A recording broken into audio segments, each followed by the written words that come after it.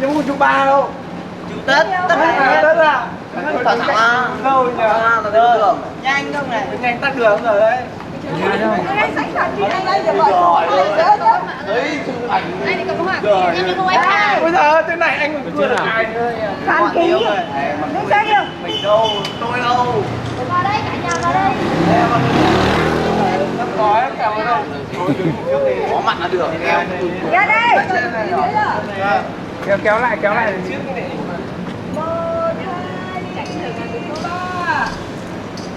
Không làm cái mặt trắng quá. Trắng quá, đánh bớt nha. Nhanh ô tô nhá. Ô tô như này ô tô đâu. Ô tô đấy. Cái này nhắm đấy. Đi cầm. Đây rồi, còn nó tốc đây rồi em. Đấy.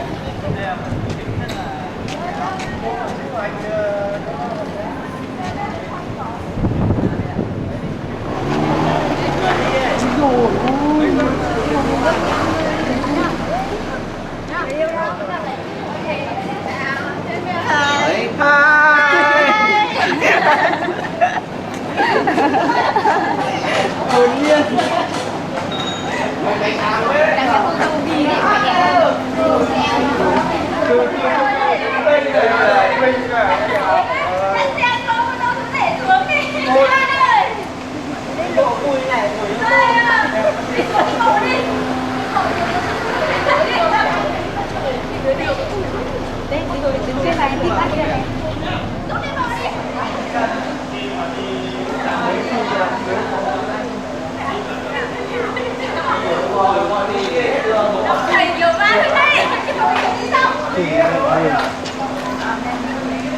Anh Trung ơi!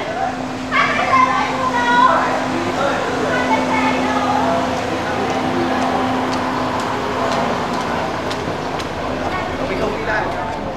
Đoàn đâu? Càng ra sao đóng cửa vào. Đóng cửa vào à? Đấy đây.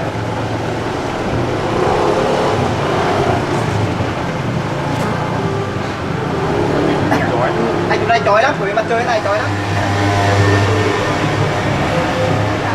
Đi đợi đoàn người chụp ra không? Chú vào điều tiết dây cái nhạc lên. Càng bốc lên.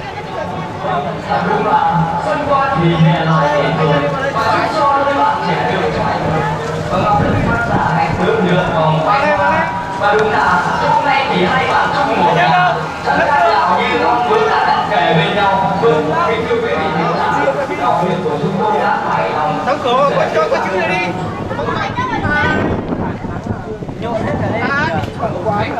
Thế này là bác thế hiểu nào? Nào.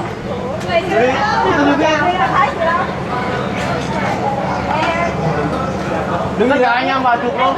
Anh em nhà mình không? Anh em nhà mình đâu? Anh em nhà mình kiểu rồi. Đi vào chụp ảnh. Anh em nhà mình đâu hết rồi. Đây, kéo Đây à? thôi đây này. Thôi chú vào đây làm nó kéo. Kéo rồi, Thái ơi. Bác có không em ơi? Chưa đâu rồi các bạn.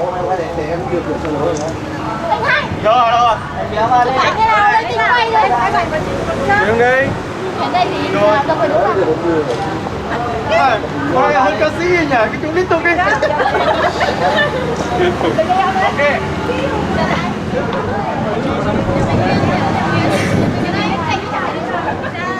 Này. Ngồi nhà ai à? Tiếp Em đặt một máy người bây giờ. Chưa? Ok. Đấy mình cái gì? Rồi tất cả mọi người vào chụp một kiểu. Mọi người vào vào. Kiểu này em vào đi. Cả nhà vào chụp một kiểu. Có chị ngồi ở đây.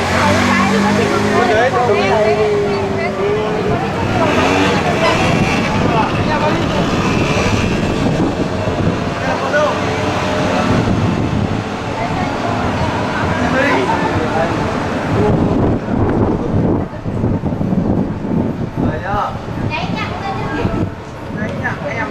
loạn lên số này.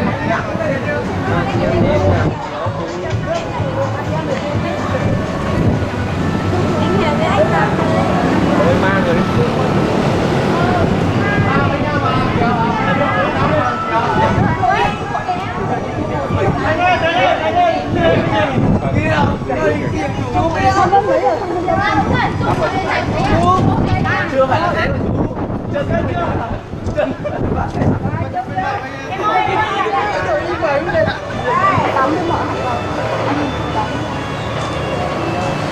Nhiều này cái gì cái nào?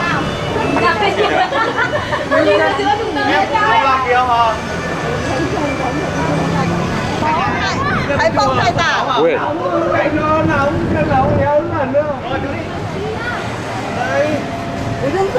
要在中间啊，在中间看他们的比较正面。对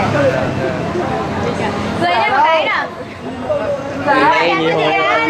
Ảo Thiến nào? Em ơi nhìn bên này. Nhìn hai vợ chồng là nhìn cạnh nhau chứ. Hôn nhau cái đây thôi chú đây. Đấy.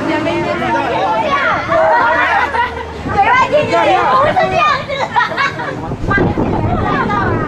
Đâu chịu ít tiền. Thôi đi. Chưa rồi. Mày cái này phải Hôm nay tối qua cơ mà. Tao được, hôm nay không dập đâu. nào. Hôn đi. Để ý thế. Anh mình ra mà được. Đây anh chụp đi.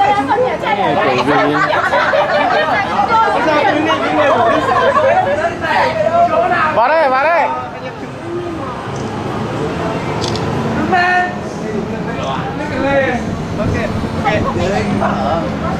Trả lấy đến. Thích chơi con dâu à? Đây anh ba đi. Ba đi. Ôi. Đội chân cả rồi. 16 chỗ. Ok à? Ok. Đánh cái quần đây chú. Chạy ra chú cái quần.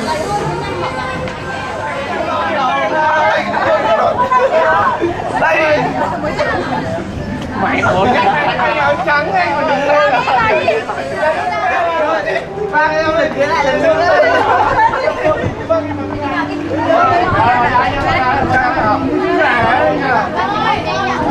Đây anh chẳng cái mày được ra làm cái là tôi em mình cái này Cho bố của anh không á.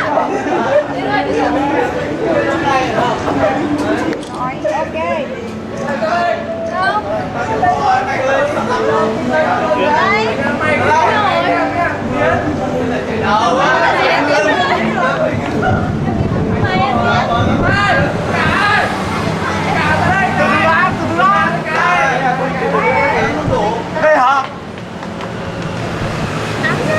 Mày thắng không?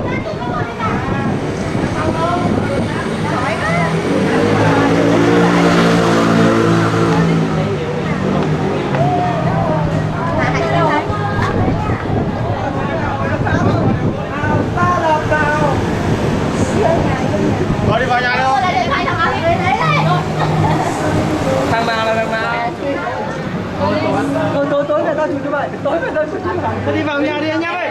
Mấy em vào nhà đi. Nào cái bảy ra. Anh cái bảy thích không?